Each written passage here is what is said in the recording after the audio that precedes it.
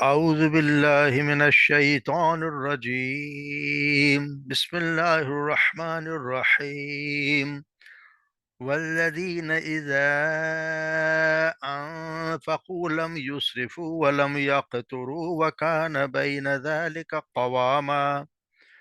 والذين لا يدعون مع الله إلها آخر ولا يقتلون النفس التي حرم الله إلا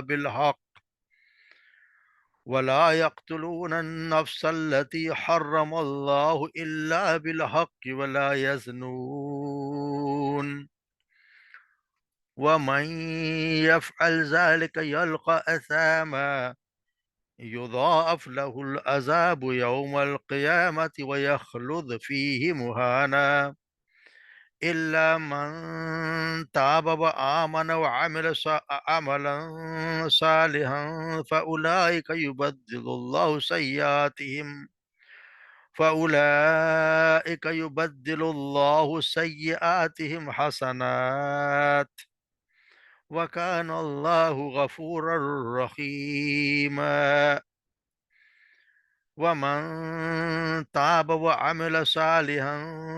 فإنه يتوب إلى الله متابا.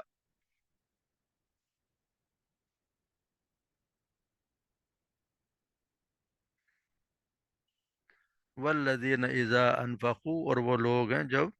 اذا انفقوا، جب وہ خرچ کرتے ہیں، لم یسرفو، تو نہ فضول خرچی نہیں کرتے، ولم یقتروا، اور نہ ہی بخل سے کام لیتے ہیں، بخل کرتے ہیں، وکان بین ذالک قوام، اور وہ روتے ہیں ان دونوں کے درمیان، قوام یعنی معتدل، یعنی ان دونوں کے درمیان خرچ کرتے ہیں. والذین، یہ وہ لوگ ہیں، لا یدعون مع اللہ الہ الہن آخرا، یہ وہ لوگ ہیں جو نہیں پکارتے اللہ کے ساتھ الہن کسی اور الہ کو، آخر دوسرے کسی الہ کو، ولا یقتلون النفس التی، اور نہ ہی وہ قتل کرتے ہیں کسی جان کو، التی حرم اللہ، جس جان کو جسے حرام قرار دیا اللہ نے، الا مگر بالحق کے ساتھ، ولا یزنون، اور نہ ہی وہ زنا کرتے ہیں. وَمَن يَفْعَلْ ذَلِكَ، اور جو کوئی یہ کرے گا، یلقى اثاما، تو وہ آہ، ملے گا اس کو سزا، سخت گناہ کی سزا ملے گی. وہ یلقى ڈال دیا جائے گا اثاما، گناہ میں، یعنی کہ اس کو وہ سخت سزا ملے گی. یضاعف له العذاب، اور دگنا دیا جائے گا، دگنا ہوگا له العذاب، اس کے لیے عذاب، یوم القیامہ، قیامت کے دن، ویخلد فیہ مہانا، اور وہ اس میں یخلد، ہمیشہ ذلیل ہو کر اس میں، مہانا ذلیل ہو کر رہے گا اس میں، یخلد، اور ہمیشہ رہے گا فی اس میں، مہانا ذلیل ہو کر، اللہ سوائے اس کے، من تابا، جس نے توبہ کر لی، وہ آمنا، اور جو ایمان لے آیا، وہ عمل صالح، وہ عملا صالح، اور جس نے کیے عمل، نیک نیک عمل کیے، فاولئک، تو پھر اس کے لیے وہی لوگ ہوں گے، یبدل اللہ، بدل دے گا اللہ، سیئاتہم، ان کی برائیوں کو، ان کے گناہوں کو، حسنات، نیکیوں سے، اچھائیوں سے، وکان اللہ غفور الرحیم، اور اللہ تعالیٰ غفور الرحیم ہے. ومن تابا، اور جو جس نے توبہ کر لی، وعمل صالحا، جس نے عمل نیک کیے، فإنہ، بس بے شک وہی ہے، یتوب الی اللہ متابا، تو اسی کے لیے اللہ تبارک و تعالیٰ رجوع کرتا ہے اس کی طرف، سچا رجوع کرنا. وَيَتُوبُ إِلَى اللَّهِ، وہ رجوع کرتا ہے اللہ کی طرف، متابا، سچا، اچھی طرح رجوع کرنا. تو یہاں ہم جس طرح پڑھ رہے ہیں کہ یہاں پہ اللہ تبارک و تعالیٰ نے ہمیں عباد الرحمن کی صفات بتائی کہ جو اللہ کے نیک بندے ہیں، یا جو نیک بندے تو سارے ہیں، لیکن جو نیک بندے ہیں اللہ کے، وہ کیا، ان کا کیا کیا صفات ہو. یہاں پہ اس صرف کا بیان ہو رہا ہے کہ نہ تو وہ اسراف کرتے ہیں، یعنی کہ نہ فضول خرچی کرتے ہیں، نہ ہی بخیل ہیں، یعنی نہ وہ بیجا خرچ کرتے ہیں، نہ ضروری اخراجات میں کوتاہی کرتے ہیں، بلکہ وہ میانہ روی سے کام لیتے ہیں. نہ ہی کوئی ایسا کرتے ہیں کہ اپنے والوں کو اور اپنے اہل و عیال کو بھی تنگ کریں، نہ ہی ایسا کرتے ہیں کہ جو کچھ ہو وہ سب کچھ لٹا دیں. تو اس کا جس طرح ہے نا کہ اللہ تبارک سورہ بقرہ سے فرمایا، ولا یجعل یدک مغلولہ، نہ تو اپنے ہاتھ اپنی گردن سے باندھ، اور نہ ہی انہیں بالکل ہی چھوڑ دے. تو یہ اس لیے فرمایا کہ یہاں پہ ان لوگوں کے ساتھ یعنی یہاں پہ مالی معاملات کا اللہ تبارک ذکر کرتے ہیں کہ بھائی اسراف کا مطلب ہوتا ہے کہ زیادہ بلا وجہ خرچ کرنا، یعنی کسی مسئلے، کھانے پینے میں ہو، چاہے لباس میں ہو، چاہے مکان میں ہو، شادی بیاہ، کسی پہ بھی بلا وجہ کا خرچ کرنا، اس کو کہتے ہیں اسراف۔ یعنی کہ میرا کام چل رہا ہے، جیسے ہم اگر آج 3 لوگ بیٹھے اور ایک پنکھے سے کام چل رہا ہے تو ٹھیک ہے، مگر بلا وجہ اگر 2 3 پنکھے چلائے ہوئے تو وہ اسراف ہے۔ اور اگر اس کو اس کے آگے آتی ہے تبذیر، یعنی بالکل ہی تبذیر کرنا، تو وہ یہ کہ آپ یہاں سے چلے جا رہے ہو، پنکھا چلتا رہے، آپ نے ٹونٹی کھولی ہے، پانی گر رہا ہے گرتا رہے، آپ کو پرواہ نہیں، آپ ہو نہ ہو بلا وجہ کیا ایک ایک مگ میں اگر آپ وضو کر سکتے ہیں تو اس سے آپ کر لیں، بجائے اس کے کہ اس سے زیادہ خرچ کیا جائے۔ ایک بالٹی سے انسان نہا سکتا ہے، زیادہ خرچ کر سمجھو وہ اسراف کر رہا ہے۔ کسی بھی مقصد میں بلا وجہ کہ آپ نے فضول خرچی، اس کو فضول خرچی کر دینا۔ ایسا بھی کہ جی آپ اپنی ہمت سے زیادہ اور طاقت سے زیادہ خرچ کر لیں، تو پھر قرض لیتے رہیں، اور جس طرح ہمارے یہاں ہوتا ہے کہ شادی بیاہ میں اتنا خرچ کرتے ہیں کہ قرض لیتے رہیں پھر اتارتے رہتے ہیں۔ تو ایسے فضول خرچوں سے اللہ تبارک و تعالیٰ نے منع فرمایا۔ اور پھر جس طرح ہوتا ہے کہ تبذیر وہ ہے کہ بلا وجہ اس سے بھی زیادہ ضرورت نہیں ہے، اور آپ یہاں پہ پنکھے چل رہے ہیں، آپ گھر میں پنکھے چلاتے چھوڑ کے چلے جائیں، اے سی چل رہا ہے اور کوئی ہے ہی نہیں اے سی چل رہا ہے، یہ تبذیر۔ اور تبذیر والوں کو تعالیٰ ویسے کہ شیطان کے بھائی ہیں۔ اس طرح کے خرچوں سے اللہ تبارک نے بتایا۔ ویسے بھی جیسے شراب ہے، جوا ہے، گانے بجانے، آتش بازی، ان پر پیسے خرچ کرنا یہ تو بالکل ہی حرام ہے۔ اس کی دوسری ضد یہ ہے کہ خطور، یعنی یہ کہتے ہیں کہ انسان کے بالکل ہی بخل سے کام لے، یعنی ایسے کام پیسے جوڑ جوڑ کے رکھے، اتنا کم خرچ کرے کہ نہ اپنی ضروریات کو پوری کرے، نہ ہی کوئی اپنے اہل ویال کی جو جائز ضروریات ان میں بھی بخل سے کام لے۔ تو ان اللہ تبارک و تعالیٰ ان کے درمیان جو صفت ہے وہ یہ میانہ روی، یعنی اتنا خرچ کرنا جتنی ضرورت ہے، جتنی ہمت ہے۔ تو اللہ تعالیٰ نے اسے ہی فرمایا بین ذالک قوامہ، یعنی کہ ان کے دونوں کے درمیان میں جو ہے نا، قوم دونوں کے درمیان وہ اعتدال والی صفت وہ ان لوگوں میں ہوتی ہے۔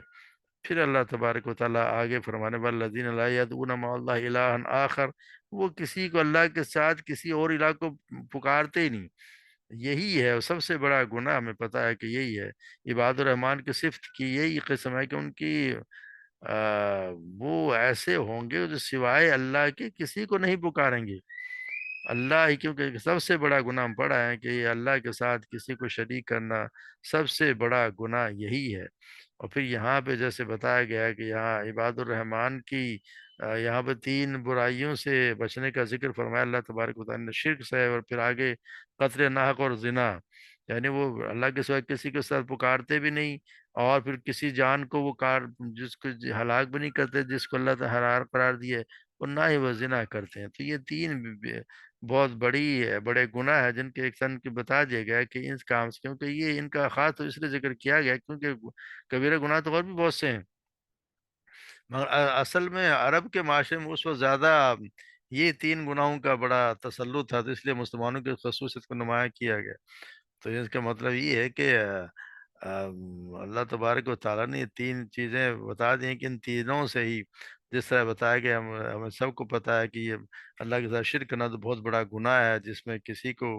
کہ ہر گناہ اللہ تبارک و تعالیٰ معاف کر دیں گے سوائے اس کے۔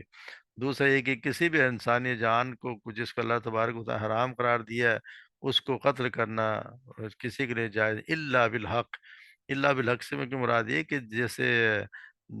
جان کے بدلے جان ہے، یا شادی شدہ اور زانی نے کسی کو اس کو رجم کرنا ہے، یا مرتد جو ہو گیا اس کو قتل کرنا ہے، یا جنگ میں کافر کو قتل کرنا ہے، یا مسلم یا غیر مسلم جو آپ کے سامنے جنگ کر رہا ہو اس کو قتل کرنا ہے، یہ صورتیں، ساری صورتیں الا بالحق میں آتی ہیں۔ تو یہ ان کے علاوہ جس کو بھی آپ قتل، آپ کو جائز ہی نہیں کہ آپ کسی کو قتل کریں۔ تو یہ گناہ اسی ترتیب کے ساتھ آپ صلی اللہ علیہ وسلم نے ایک حدیث میں بیان کیے ہیں، جب عبداللہ بن مسعود بیان کرتے ہیں کہ آپ صلی اللہ علیہ وسلم سے پوچھا گیا کون سا گناہ سب سے بڑا ہے؟ فرمایا یہ کہ تو کسی کو اللہ کا شریک قرار دو حالانکہ اسی نے تمہیں پیدا فرمایا۔ پھر دوست پوچھنے والے نے پوچھا کہ پھر کون سا؟ تو فرمایا یہ کہ تو اپنی اولاد کو اس اندیشے سے قتل کر دو کہ وہ تمہارے ساتھ کھانے پینے میں شریک ہوگی۔ تو اس نے کہا پھر کون سا؟ تو آپ نے فرمایا یہ کہ تم اپنے ہمسائے کی بیوی کی رضا سے اس کے ساتھ زنا کرو۔ تو یہ اللہ تبارک و تعالیٰ نے یہ تینوں چیزیں اس حدیث میں کہ جس سے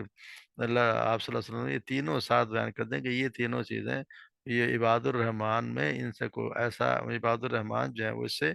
بچے رہتے ہیں، وہ تین کام نہیں کرتے۔ اور میں یفعل ذلک یلقى اثاما، اور جو کوئی یہ کام کرے گا تو پھر یہ کہ اس کو گناہ، بہت بڑا گناہ ہوگا۔ یعنی کہ جو بھی کام کوئی اسامہ یا اسامہ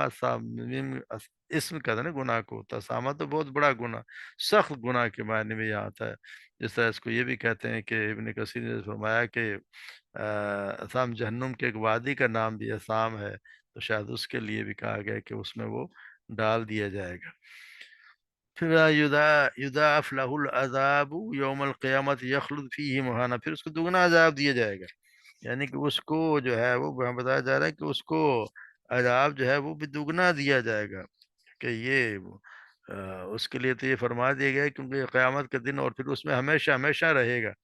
یعنی کہ ایسے عذاب ہوگا کہ کیونکہ یہ تینوں چیزیں کیوں کفار میں ہی ہوتی ہیں۔ مومن تو ایسا نہ ہے، مومن تو کوئی غیر اللہ کو پکارے گا، نہ ہی وہ عبد جہنمی ہے، جبکہ یہ ان کے گناہوں کے مرتکب ہونے والے دگنے عذاب کے اور ذلیل ہو کر ہمیشہ رہنے کے وعید یہ کافروں کے لیے، کیونکہ یہ وہ کام وہی کرتے ہیں۔ مومن تو کبھی بھی اللہ کے سوا کسی کو نہیں پکارے گا۔ تو یہ تینوں کام جو کرے گا اس کے لیے اللہ تبارک و تعالیٰ اس کے بھی دگنا عذاب دیا جائے گا، اور پھر وہ اس رسوا کن عذاب میں ہمیشہ ہمیشہ رہے گا۔ اللہ یہ کہ یہاں بتا دیں اللہ من تاب و آمن وعمل صالحا، کہ وہ جس نے توبہ کر لی اور جو جو ایمان لے اور عمل صالح کیے۔ تو یہاں اللہ مسئلہ یہ ہے کہ اس نے کیونکہ اس میں ہے یہ کہ جس نے بھی اس طرح کام کیے، اللہ تبارک و تعالیٰ نے ان برائیوں کو، پھر آپ یہ بھی بتا دیں کہ اس کی ان برائیاں جو نیکیوں بدل دی جائیں گی، تو ان کو بدلنے کے اللہ تبارک و تعالیٰ نے 3 شرطیں رکھی ہیں۔ پہلے تو یہ کہ وہ توبہ کرے، یعنی گناہ سے باز آ جانا، پھر گزشتہ گناہوں پر اس کو ندامت بھی ہونی چاہیے اور آئندہ کے لیے گناہ نہ کرنے کا عزم بھی کرے۔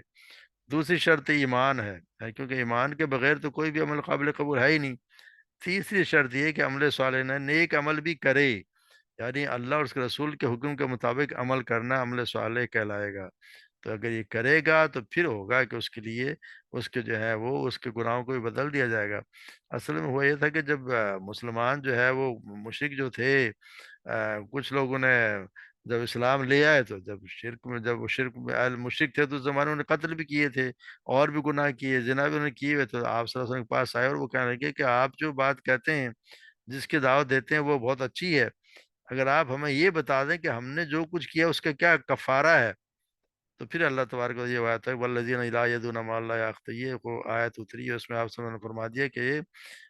پھر یہ دوسری آیت بھی تھی یا عبادی الذین اسرفوا علی انفسہم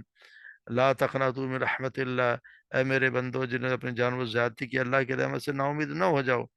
تو یہ ان کے لیے بشارت ہے جن کی زندگی پہلے طرح طرح کے جرائم سے آلودہ رہی ہو اور وہ اپنی اصلاح پر آمادہ ہوں۔ تو یہی عام معافی کا دن تھا، اور اسی کی وجہ سے بگڑے ہوئے معاشرے کے لاکھوں انسان، جو ہزاروں لوگ جو تھے وہ سارا یہ اس میں آگے شامل ہو گئے اور اپنے مستقبل کے بگاڑ سے اپنے آپ کو بچا لیا، کیونکہ ان کو روشنی کی نظر آ گئی، کہ امید کی روشنی کی، جی ہاں ایسا ہوگا۔ کیونکہ یہ ایسے واقعات، کیونکہ آپ صلی اللہ علیہ وسلم کے زمانے میں ایسے واقعات بہت سے ہوئے ہیں، کیونکہ کہتے ہیں کہ آپ صلی اللہ علیہ وسلم کے زمانے میں عمر بن عاص فرماتے ہیں کہ جب اللہ تعالیٰ نے اسلام کی محبت میرے دل میں ڈال دی تو میں آپ صلی اللہ علیہ وسلم کے پاس آیا اور آپ سے عرض کی کہ اپنا دائیں ہاتھ آگے کیجیے تاکہ میں آپ کی بیعت کر لوں۔ آپ صلی اللہ علیہ وسلم نے اپنا دائیں ہاتھ آگے بڑھایا تو میں نے اپنا ہاتھ پیچھے کھینچ لیا۔ آپ صلی اللہ علیہ وسلم نے فرمایا اے عمر کیا ہوا؟ میں نے کہا کہ میری ایک شرط ہے۔ آپ صلی اللہ علیہ وسلم نے فرمایا تیری کیا شرط ہے؟ تو میں نے کہا کہ میری شرط ہے کہ کیا میرے گناہ معاف ہوں جب تک جو میں نے اب تک کیے ہیں۔ تو آپ صلی اللہ علیہ وسلم نے فرمایا اے عمر کیا تو جانتا نہیں کہ اسلام اپنے سے پہلے کے گناہوں کو ختم کر دیتا ہے، اور یہ کہ ہجرت اپنے سے پہلے گناہوں کو مٹا دیتی ہے، اور یہ کہ حج اپنے سے پہلے گناہوں کو ختم کر دیتا ہے۔ یعنی یہ چیزیں وہ ہیں جس پہ اللہ تبارک و تعالیٰ اس کو سارے گناہوں کو معاف فرما دیتے ہیں۔ تو پھر یہ ہوتا ہے فاولائک یبدل اللہ سیئات حسنات، وہ تو یہ بھی یہاں پہ اللہ تعالیٰ کہتے ہیں کہ ان کی پھر بلکہ وہ تو نیکیوں کو، ان کی برائیوں کو نیکیوں سے بدل دیں گے۔ اس کی یہاں پہ 2 تفسیریں آئیں، ایک تو یہ کہ اللہ تبارک و تعالیٰ دنیا میں انہیں گناہوں کی جگہ نیکیوں کی توفیق دے دے گا، کفر و شرک کی جگہ وہ ایمان اور توحید پر قائم ہو جائیں گے، مومن کو قتل کرنے سے کے بجائے میدان و جنگ میں کفار کو قتل کریں گے، پھر وہ پاک دامن ہو جائیں گے، جھوٹ کی جگہ وہ سچ بولنے لگیں گے، اور نافرمانی کی جگہ وہ فرما برداریاں کرنے لگیں گے۔ دوسرا یہ کہ قیامت کے دن اللہ تبارک و تعالیٰ ان کے تمام گناہوں کو نیکیوں میں بدل دے گا۔ اس کے لیے ایک حدیث آتی ہے کہ آپ صلی اللہ علیہ وسلم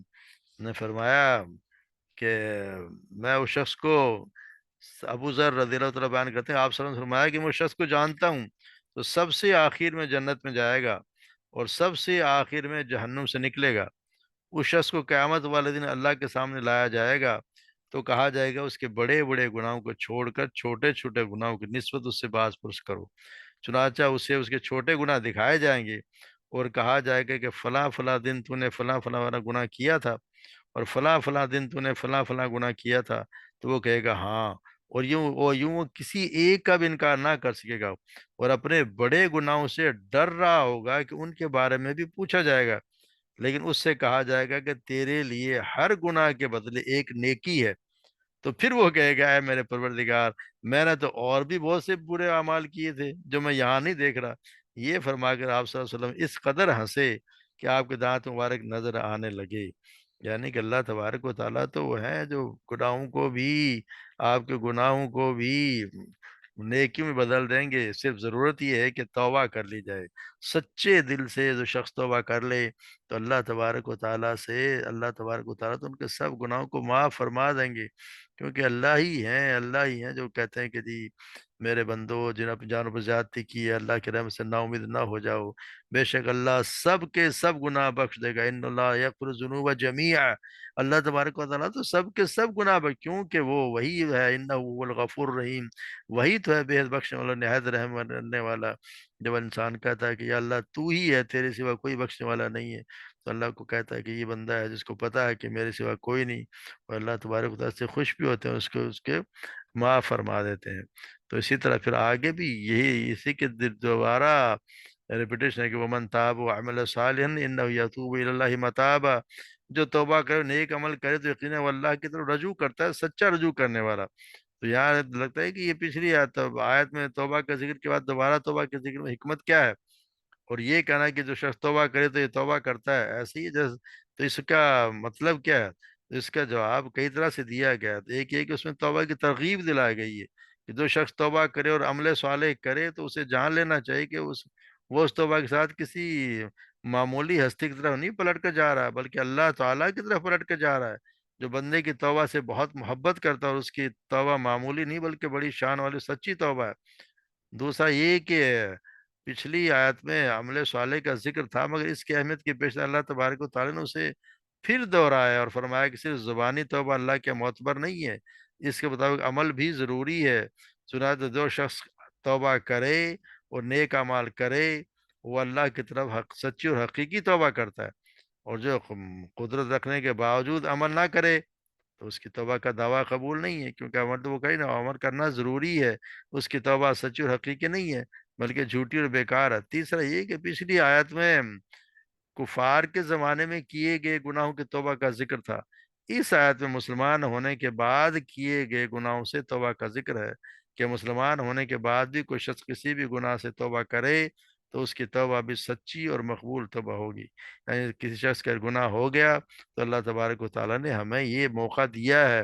کہ آپ توبہ کر لیں، قیامت آنے کے آنے سے پہلے پہلے اللہ سے سچی معافی مانگ لیں، اور جیسے بتا کے دیا گیا ہے کہ سچی توبہ کا یہ ہے کہ پچھلے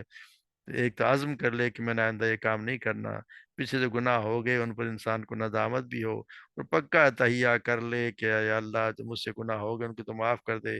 آئندہ میں نہیں کروں گا، اور پھر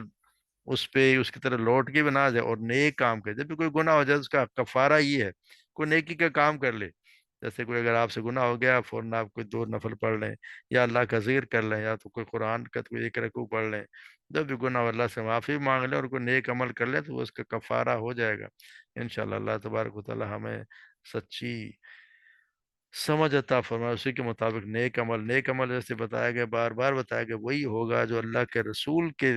طریقے کے مطابق ہوگا، جو اللہ نے بتایا اور اللہ کے رسول نے کر کے دکھایا، اس کے علاوہ اپنی مرضی سے کوئی بھی عمل نیک عمل نہیں ہے۔ جو اللہ کے رسول اگر کیا ہے تو نیک عمل ہے، نہیں کیا